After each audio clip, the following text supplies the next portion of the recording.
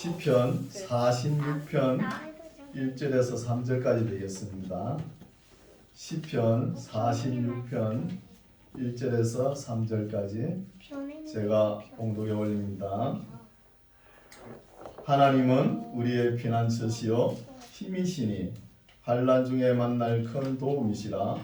그러므로 땅이 변하든지 산이 흔들려 바다 가운데 빠지든지 바닷물이 흉용하고 뛰놀든지 그것이 넘침으로 산이 요동할지라도 우리는 두려워 아니하리로다. 아멘. 할렐루야. 부활의 아침입니다. 우리는 항상 부활의 신앙을 가지고 신앙생활을 해야 됩니다. 우리가 이 땅에 살면서 우리 육신이 끝난다고 끝나는 게 아니죠. 내세가 우리 주님께서 부활하셨기 때문에 우리도 부활하는 거예요. 부활의 신앙을 항상 가지시고 부활절은 오늘날 구약의 유월절을 부활절로 지키는 거예요. 오늘날은. 그리고 좀 있으면 77절, 맥추절, 초실절 이 단어 나오죠. 맥추절은 성령 강림절로 지키고 또 그 다음에는 초막절이 있죠. 초막절은 수장절, 장막절 이런 용어로 쓰여요. 그거는 우리가 추수감사절로 지키는 거예요. 그래서 부활절 신앙을 우리가 잘 가지시고 오늘 본문 말씀을 살펴보겠습니다. 시편 46편은 고라 자손의 시가 몇 편 오늘 제가 소개하고 다음 주에는 아삽 자손들의 시를 소개할 겁니다.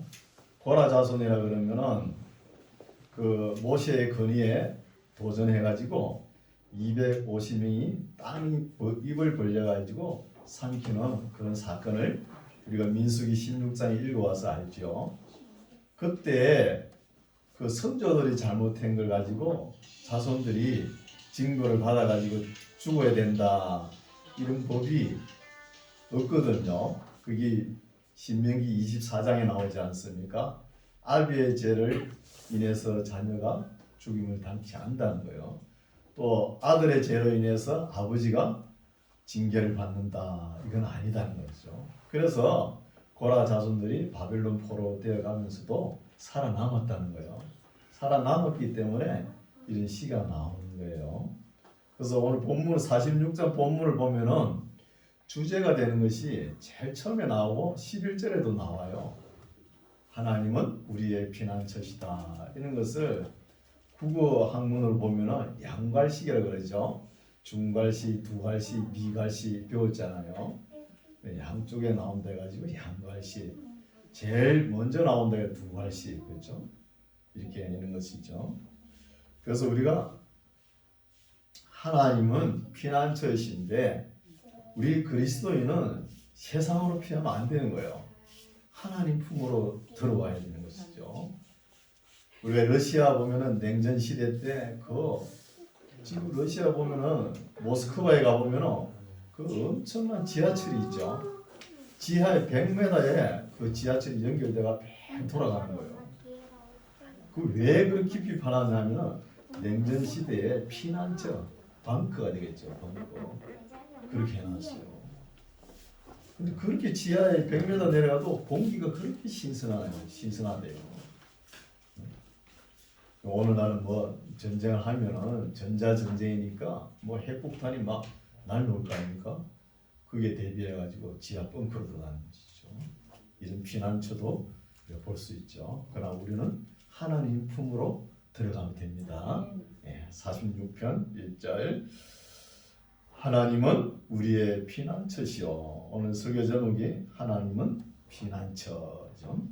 피난처시오. 힘이시니 환난 중에 만날 큰 도움이시라. 우리가 누구를 만나겠습니까? 환난 때 세상 사람들을 의지하겠습니까? 똑같은 사람인데 뭐 도움이 되겠습니까? 하나님을 의지해야 되겠죠. 하나님을. 2절 그러므로 땅이 변하든지 산이 흔들려 바다 가운데 빠지든지 바닷물이 흉용하고 뛰놀든지 그것이 넘침으로 산이 요동할지라도 우리는 두려워 아니하리로다 하는 거예요. 두려워 아니하리로다 하는 것은 두렵지요. 두려우니까 두려워 아니하리로다는 말을 쓰는 거예요. 두려운 게 없으면 이런 말을 용어를 쓰겠습니까? 우리나라에도 지리적으로 보면은 열대 강대국에 쌓여 있잖아요. 항상 전쟁이 도사리고 있습니다. 밑에는 일본이 또 미국이 위로는 러시아, 중국 벼르고 있는 거예요. 항상 우리가 마음을 놔서는 안 됩니다. 항상 언제 강대국들이 들어와서 우리를 집어삼킬 것인지. 우리는 극동쪽에서 이렇게 어려움을 당하고 이스라엘 나라는 어때요? 그 지중해 극서쪽에서 이렇게 어려움을 당하는 거예요. 뺑 둘러짜 있잖아요. 이스라엘 나라도 보면 아람 나라에다가 북쪽에 시리아로부터 밑으로 애굽, 그죠? 또 서쪽으로 지중해 건너가면 유럽 나라들이 있잖아요. 그죠? 이렇게 어려움을 겪고 있는 거예요.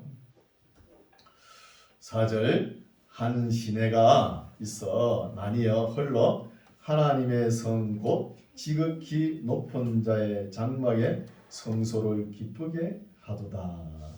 여기 한 시내는 뭐냐 하면 나르란 단어인데 그냥 샘물이에요. 샘물.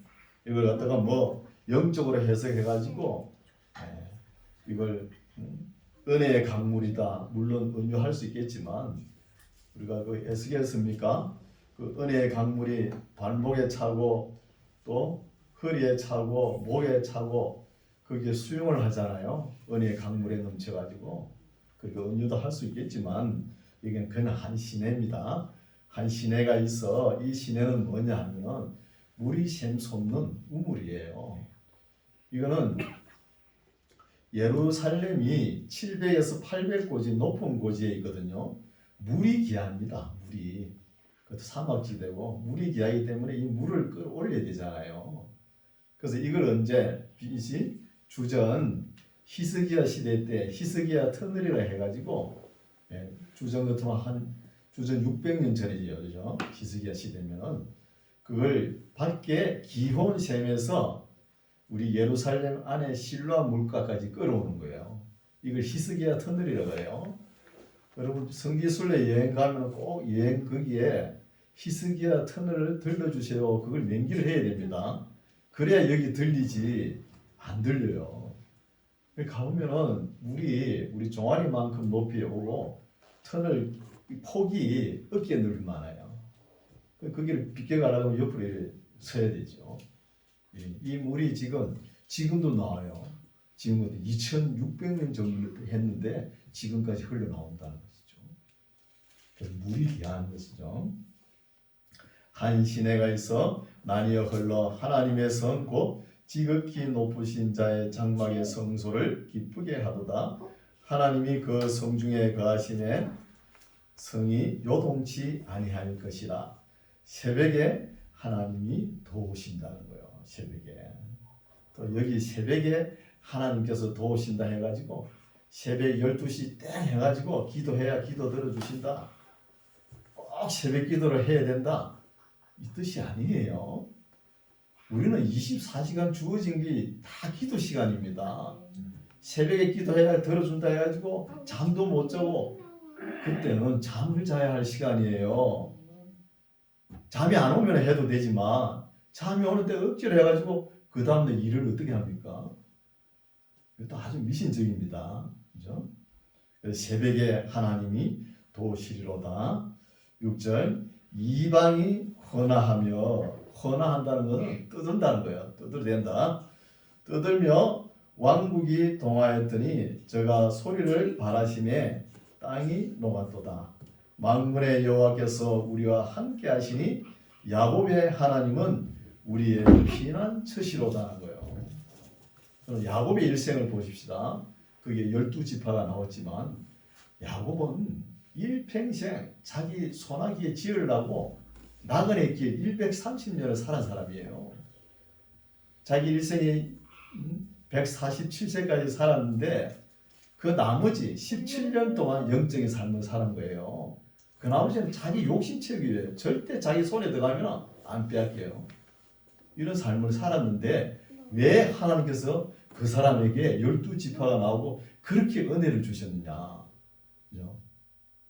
뭐 요셉처럼 아브라함처럼 거룩하게 살아가지고 은혜를 준 게 아니에요.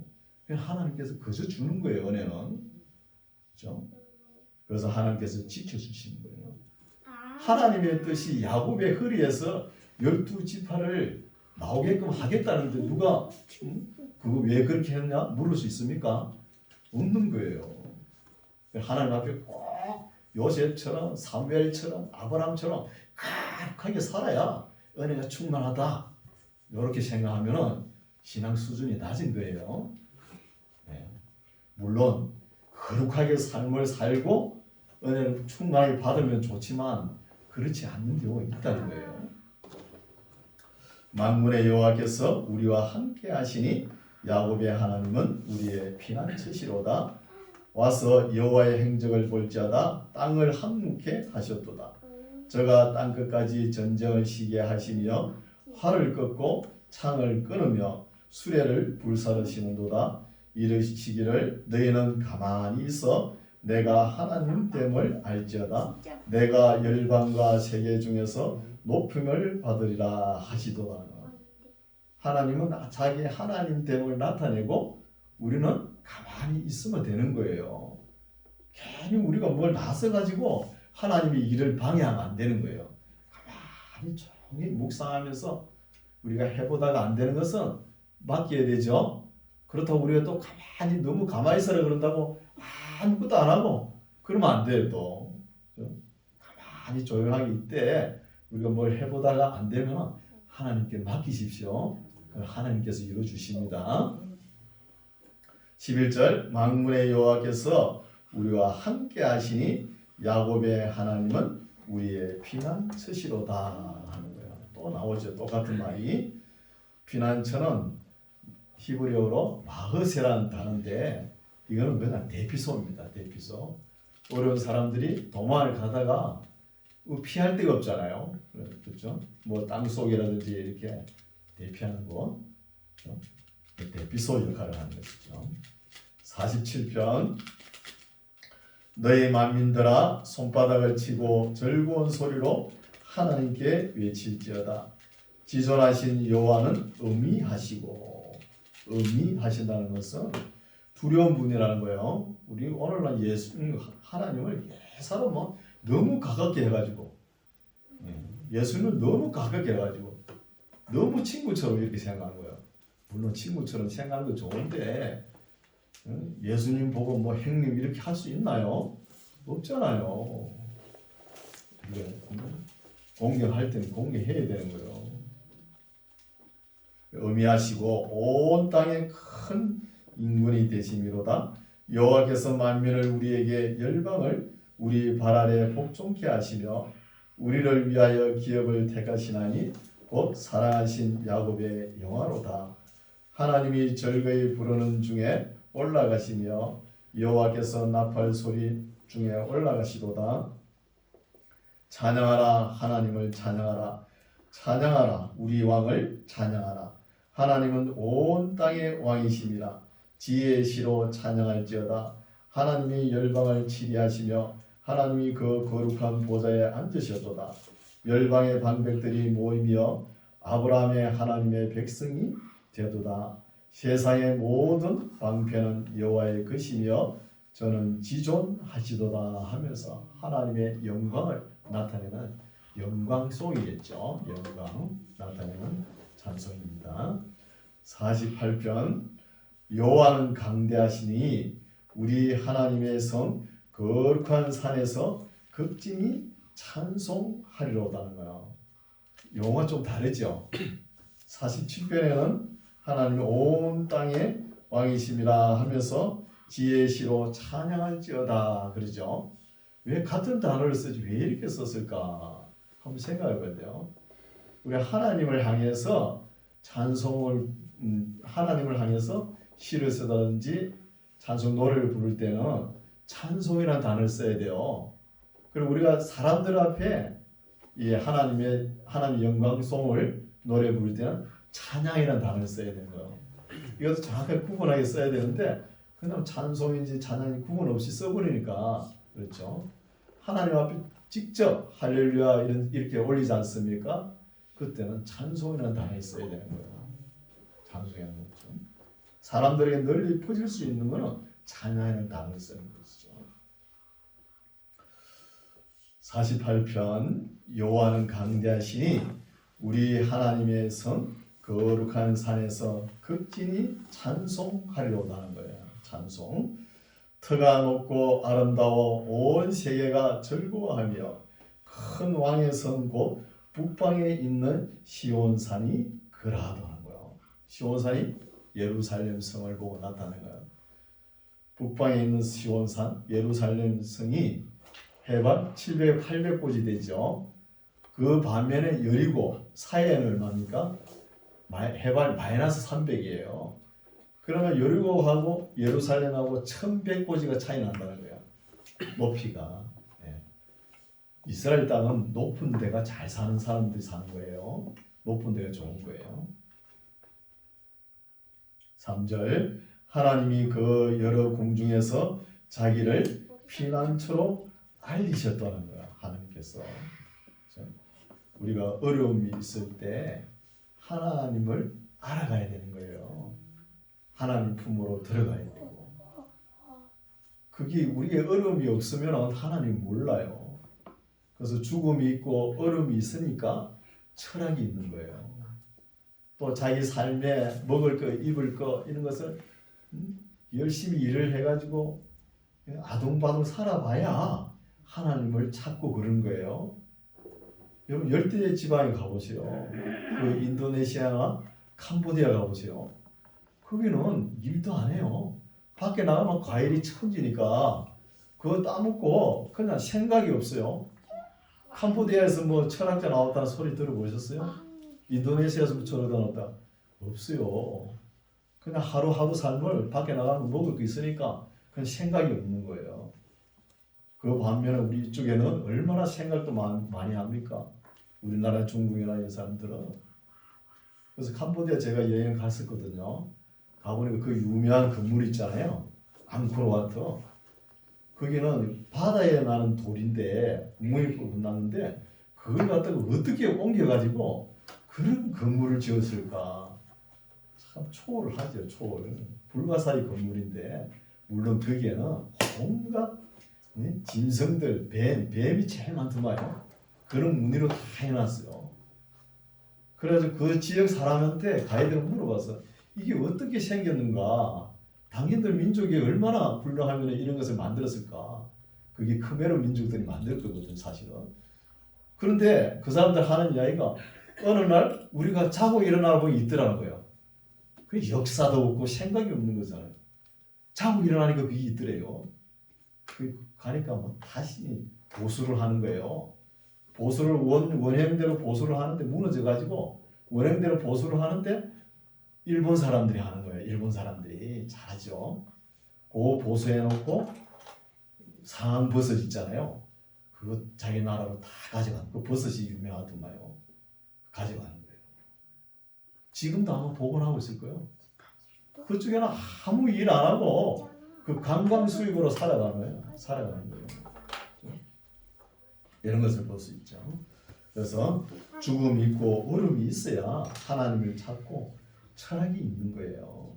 그래서 우리가 전도서에 보면은 공부할 때는 생각하고 행동할 때는 찬송하라 이런 말씀이 있잖아요. 하나님이 여러 궁중에서 자기를 피난처로 알리셨도다. 4절 열왕이 모여 함께 지났으며 저희가 보고 놀라고 두려워 빨리 갔도다. 거기서 떨림이 저희를 잡으니 고통이 해산하는 여인 같도다. 주께서 동풍으로 다시서의 배를 깨뜨리시고 타르시서 스페인을 이야기하죠. 배를 깨뜨리시도다. 우리가 들은 대로 만군의 여호와의 성 우리 하나님의 성에서 보았나니 하나님이 이를 영영히 견고케 하시리로다. 하나님이여 우리가 주의 전 가운데서 주의 인자하심을 생각하였나이다. 하나님이여 주의 이름과 같이 찬송도 땅끝까지 미쳤으며 주의 오른손에는 정의가 충만하였나이다. 주의 판단을 인하여 시온산은 기뻐하고 유다의 딸들은 즐거워할지어다. 너희는 시온을 편답하고 돌아보고 그것을 준행하며 그 망대를 계수하라는 거예요. 예루살렘 성이 무너진 것은 다시 계수하라. 그 성벽을 자세히 보고 그 궁전을 살펴서 후대에 전하라. 이 하나님은 영영이 우리의 하나님이시니 우리를 죽을 때까지 인도하시리로다 하는 거예요. 인도란 단어는 영어로 하면 가이드죠. 그리고 히브리어 하면 나그라는 단어죠. 그래서 48편을 보면은 자기가 이 시편 기자가 자기가 체험해보고 이렇게 기록했지 않았나 이렇게 볼 수 있는 것이죠. 49편 만민들아 이를 들으라 세상의 거민들아 귀를 기울이라 기천 빈부를 물론하고 다 들을지어다. 내 입은 지혜를 말하겠고 내 마음은 명철을 묵상하리로다. 이거는 순번이 바뀐 거죠. 먼저 해야 될 말이 내 마음이 먼저 명철로 묵상하고 지혜를 말하겠죠. 먼저 4절 내가 비유에 내 귀를 기울인다는 거야. 비유가 뭐냐? 마샬 자문이죠. 마샬 자문 미실레 솔로모라 해가지고 우리 이 시편 끝나면 자문 공부할 거 아닙니까? 네, 자문은 언어적인 표현으로 또 지유적인 표현으로 해가지고 명언집이죠. 명언 중에 명언이죠. 솔로몬 자문이 수록되어 있습니다. 그리고 우리나라에도 보면은 동의보감 같은 거, 그죠? 또 논어라든지 동농선섭이라든지 이런 책이 있지 않습니까? 이런 것이 명언집이죠. 그래서 내 입은 지혜를 말하겠고 내 마음은 명철을 묵상하리로다. 4절 내가 비유에 마샬 자문에 내 귀를 기울이고 수금으로 나의 오묘한 말을 풀리로다. 수금으로 난제 이런 것을 풀리로다. 5절 제약이 나를 따라 애오는 환난의 날에 내가 어찌 두려워하랴. 자기의 재물을 의지하고 풍부함으로 자긍하는 자는 여기서부터 잘 들으세요. 자기 재물을 의지하고 풍부함으로 스스로 긍정으로 생각하는 자는 아무도 결코 그 행제를 구속하지 못하며 저를 위하여 하나님께 속전을 바치지도 못한다는 거예요. 못하고 또 저희 생명의 구속이 너무 귀하며 영영이 못한다는 거예요. 읽어봐도 잘 모르겠죠. 이 말은 뭐냐 하면은 우리가 하나님 앞에 꼭 뭘 드려야 내게 복이 임한다. 이런 생각은 잘못된 거예요. 그걸 지적해 주는 거예요. 우리 신앙에 처음에 잘못 배웠을 때 하나님께 뭘 내가 노력을 해가지고 갖다 바치면 하나님께서 나에게 복을 주실 것이다. 이런 분 있죠? 없어요? 있습니다. 보면은 그 사람 신앙은 목사님도 잘못 가르쳐서 그런 거예요. 그럼 우리가 드리는 것보다 은혜가 먼저입니다. 은혜가 먼저 받고 우리는 감사해서 드려야 되는 거예요. 드리고 은혜를 받는다. 이건 잘못된 거예요. 예. 은혜를 먼저 받는 거예요. 은혜를 먼저 받고 그 은혜에 감사해가지고 드리는 거예요. 그 물질 가지고 그러면 속전이라 그러면서 물질 가지고 우리의 죄를 대속하고 구원받을 수 있나요? 아니에요. 구원은 뭐냐? 하나님께서 그저 주는 순수 공짜로 주는 은혜입니다. 은혜예요. 은혜를 받은 것에 감사할 뿐이에요. 이런 말씀을 이해를 못해요. 착각해가지고 그냥 예배당에 물질이 없어가 못 나오고 아유 그러면 안 되는 거예요. 물질이 먼저가 아닙니다. 은혜가 먼저지. 아무도 결코 그 행제를 자기의 재물을 의지하고 풍부한 걸 가지고 아무도 결코 그 행제를 구속하지도 못하고 또 저를 위하여 하나님께 뭐 속전으로 내 죄를 속하기 위해 속전으로 뭐 바치면 될 것이다. 그것도 못한다는 거예요. 못할 것은 저희 생명이 구속이 너무 귀하며 영영이 못할 것이나 너무 귀하기 때문에 우리는 순수 공짜로 은혜를 받아야 되는 거예요. 이런 것을 잘 깨달으시기 바랍니다. 9절 저로 영존하여 썩음을 보지 않게 못하리니 저가 보리로다 지혜 있는 자도 죽고 우준하고 무지한 자도 같이 망하고 저희의 재물을 타인에게 끼치는도다. 밤낮 없이 밖에 나가서 열심히 사업하고 뭐 해가지고 아무리 해도 하나님 보시기에는 아무것도 아니다는 거예요.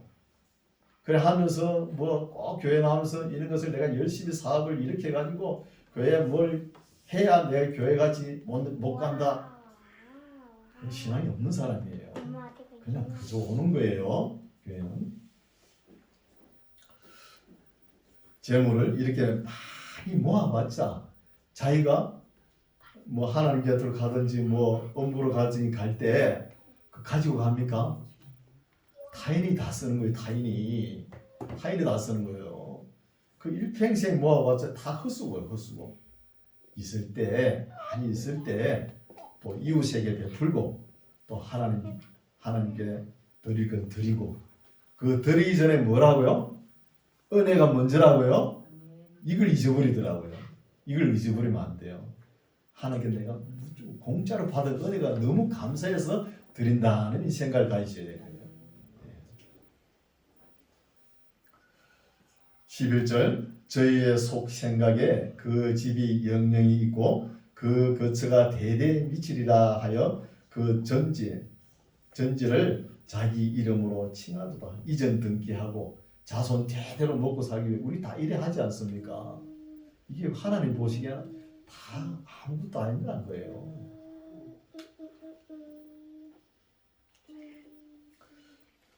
12절 그러나 사람은 존귀하나 장구치 못하며 멸망하는 짐승과 같다는 거예요. 사람은 참 존귀하죠. 우리 하나님께서 우리 사람을 창조하실 때 하나님의 행상으로 창조하시고 이 우주 만물을 다스리게 하지 않았습니까? 아주 고귀한 거예요. 사람은. 천사는 자기 자식 하나도 못 낳습니다. 우리 자식 놓는 거 이거는 진짜 하나님의 선물이고 진짜 비밀입니다. 천사는 깨우리 한 마리도 못 낳아요. 천사가 사람하고 많이 차이 나는 거예요.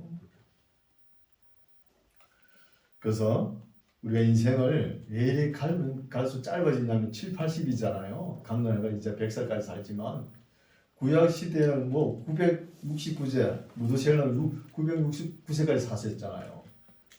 왜 우리 지금 왜 그걸 못 살아요? 자꾸 타락의 길로 가는 그런 거예요. 타락의 길로. 점점 과학과 문명이 발달되니까 계속 타락의 길로 가는 거기에 의지해가지고. 우리가 하나님께서 처음에 우리를 창조할 때는 그래도 800년, 900년 구약에 다 살았지 않습니까? 인물들이. 그만큼 살아야 되는데 그만큼 살아야 뭐 성경도 좀 보고 시간이 있잖아요. 겨우 손바닥만한 그 길이 해놓고 그 7, 80대면은 뭐 장마를 거둬야 되는데 뭐 일도 못하고 그런 거예요. 이 성경 66권 한 번도 읽지 못하고 가는 수도 있다니까요. 한 번도 읽지 못하고. 그래서 우리가 사람은 존귀하나 장구치 못하는 거예요. 그래도 좀 한 몇백 년 살고 이렇게 살면서 좀 좋은 일도 하고 좀 하고 싶은 일도 하고 이래야 되는데 그냥 짧게 해놓으니까 만족이 안 되는 거예요. 어때요? 더 살고 싶죠? 세상에. 더 있고 싶은 거예요. 근데 이렇게 짧게 해놓은 거예요. 또 뜻이 있겠죠. 그죠? 이게 비본래적인 것은 아니라는 거예요. 하나님께서 원하신 것은. 13절 저희의 이 행위는 저희의 우매함이냐 후세 사람은 오히려 저희의 말을 칭찬한다는 거예요. 후세 사람들이 선조들을 다 본받는 것이지 뭘 새로운 게 있습니까? 하늘 아래. 14절 양같이 저희를 음부에 두기로 작정되었으니 사망이 저희의 목자일 것이라 정직한 자가 아침에 저희를 다스리니 저희의 아름다움이 음부에서 소멸하여 그 거처조차 없어지려니와. 그러니까 어리석은 일에 그거 모아놓고 쌓아봤자 다 다 어리석은 일에 다 쏟아버리는 거예요. 어리석다는 것입니다. 쏘아놓기 전에 나누든지 또 누리든지 그렇게 해야지 일평생 쌓아놓고 한번 써보지도 못하고 남 보는 앞에 떳떳하게 써보지도 못하고 그렇게 돌아가시는 분들 많잖아요. 15절 하나님은 나를 영접하시리니 이러므로 내 영혼을 음부의 권세에서 구속하시리로다. 사람이 치부하여 그 집 영광이 더할 때에 너는 두려워 말라는 거요. 이 말은 뭐냐면 내 이웃이 너무 치부 많이 가져가지고 그 집이 막 영광이 드러날 때 두려워하거나 시기하지 말라는 거예요. 옆에 사람이 로또 복권 되면 어떡할 거야? 아 부럽죠 처음에는. 아 잘된 것 같다. 그 인생 끝을 봐야 되는 거예요. 로또 복권 돼가지고 잘된 사람 있습니까? 그 돈을 쓸 줄을 모르는 거예요. 돈을 유지 관리할 줄을 모르는 거예요. 시골에 또 개발돼가지고 10억, 20억 뭐 또 심지어 몇백억 그죠? 가지고 그거 다 받아가지고 강원도 같은 정성 카지노 가지고 한 몇 달 만에 다 날려버리는 거 있죠. 그리고 어리석은 짓을 한다는 거예요. 그래가지고 집에도 못 오고 그 카지노 거기서 맴돌다가 있는 거예요. 차도 다 잡혀먹고 그런 사람들 많아요. 카지노 가면. 그래서 두려워할 것이 아니라는 것입니다. 17절 저가 죽음에 가져가는 것이었고 그 영광이 저를 따라 내려가지 못한다는 거예요. 가져가지도 못하고 영광도 내려가지 못하는데 뭘 모아가지고 그렇게 사는 것인지.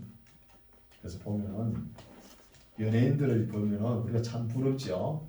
우리가 볼 적에는 잘 나가고 돈도 뭐 1, 2억은 예사잖아요. 그런 사람들은. 근데 어느 날 보면은 완전 그죠 사람이 다 변해져 있는 것 같아요. 보면 사람들의 박수 받는 거 별로 좋은 거 아닙니다. 박수 받는 거.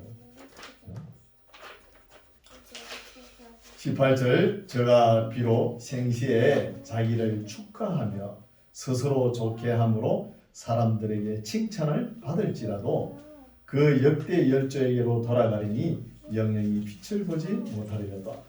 사람은 종기에 차나 깨닫지 못하는 사람은 멸망하는 짐승과 같다는 거예요. 깨닫지 못하는.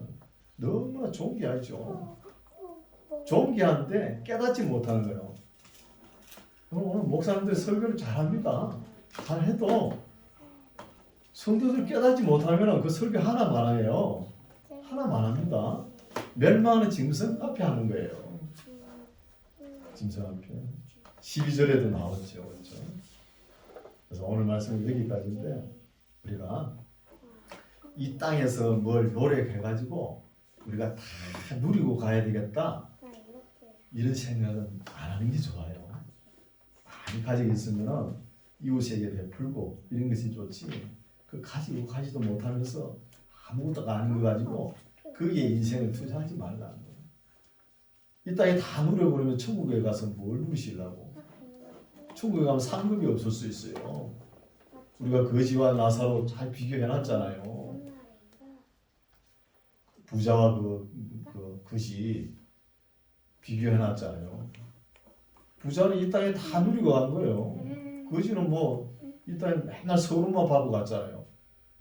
근데 거지는 천국에 아브라함 품에 들어가고 그 부자는 음부에 내려가고 자, 그걸 우리가 알 수 있죠.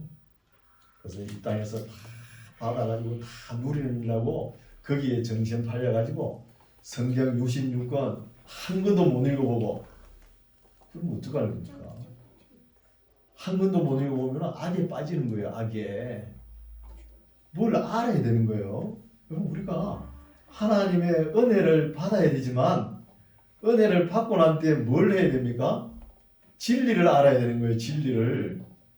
진리가 어디서 나오는 거예요? 66권의 말씀이에요. 은혜만 받으려고 하는 거예요. 은혜를 받았으면 반드시 진리로 돌아와야 되는 거예요. 진리로 돌아가지고 진리를 빨리빨리 깨닫고 뭐가 남았어요? 실천이 또 남았잖아요. 실천이. 이래 할 일이 많은데 세상을 따라가지고 계속 쳇바퀴 돌듯이 돌아가면 안 된다는 거죠. 그래서 우리 삶을 참 가치 있는 삶이 무엇인지 66권의 말씀을 통해 가지고 본인이 직접 깨달아야 됩니다. 아무리 목사가 설교 잘해도 본인이 마음을 닫아버리면 아무것도 아닙니다. 마음을 활짝 열고 집에 가셔서 잘 읽으시고 묵상하시고. 목사가 뭐 다 압니까? 몰라요. 목사는 자기가 이렇게 말씀을 묵상한 걸 설교하는 것 뿐이에요. 다 모릅니다. 충분히 집에 가셔서 말씀을 읽고 묵상하고 얼마든지 더 목사보다 더 좋은 말씀을 또 설교할 수 있는 거예요. 그래서 삶의 지표를 가치 있는 삶, 진리를 알아가는데 전심전력하는 저와 여러분 되시기 바랍니다. 기도하겠습니다. 하나님 아버지 감사합니다. 고라자손이 남긴 지혜와 명철, 비유와 수수께끼 난제를 헛된 일에 매여 찾지도 못하고 깨닫지도 못하여 멸망하는 짐승처럼 살다가 그림자처럼 안개처럼 가버리는 어리석은 모습을 살펴보았습니다. 하나님 아버지, 우리가 땅에 사는 날 동안에 참된 진리를 찾아서 전하며 가르치며 다른 사람의 삶에도 의미를 찾아주는 거룩한 하나님의 사람들이 되게 하옵소서. 예수님 이름으로 기도드립니다. 아멘.